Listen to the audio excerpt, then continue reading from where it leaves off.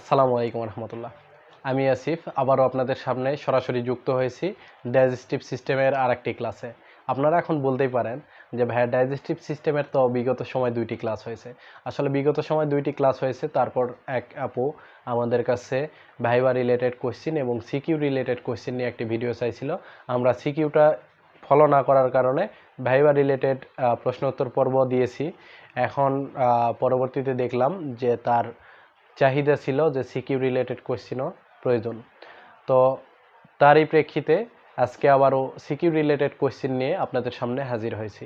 Written পরীক্ষায় digestive system থেকে আসার মতো বেশ 10টি কোয়েশ্চেন আজকের ভিডিওতে আমি মৌখিকভাবে আপনাদের বলে দিব এবং এর ফটো কমেন্ট বক্সে দেওয়া থাকবে, যাতে আপনাদের লিখে নিতে বা নোট করতে সুবিধা হয়। এই 10টি প্রশ্ন আপনাদের সামনে আলোচনা করার জন্য আমি হ্যান্ড নোট আকারে লিখে রাখছি, আপনাদের সামনে এখন মৌখিকভাবে উপস্থাপন করব। আপনারা প্রত্যেকটি প্রশ্ন মনোযোগ আকারে শুনবেন এবং এগুলো পড়াশোনা করবেন। তো চলুন প্রশ্নগুলো নিয়ে আলোচনা করা যাক। প্রথমে যে প্রশ্নটি রাখছি সেটি হচ্ছে, what are the parts of elementary system. অনেকে হয়তো ঘাবড়ে যাইতে পারেন যে ভাইয়া এলিমেন্টারি সিস্টেম কই থেকে আসলো। আসলে ডাইজেস্টিভ সিস্টেমেরই আরেকটি নাম হচ্ছে elementary system.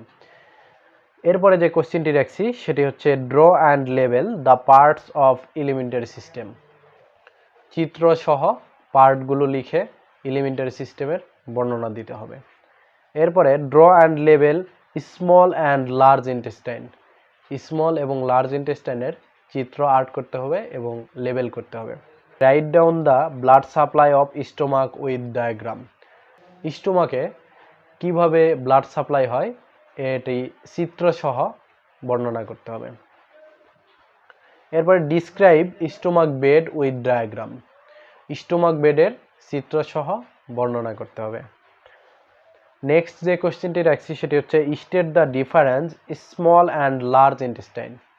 Small and large ইন্টেস্টাইনের মধ্যে পার্থক্যটা লিখতে হবে।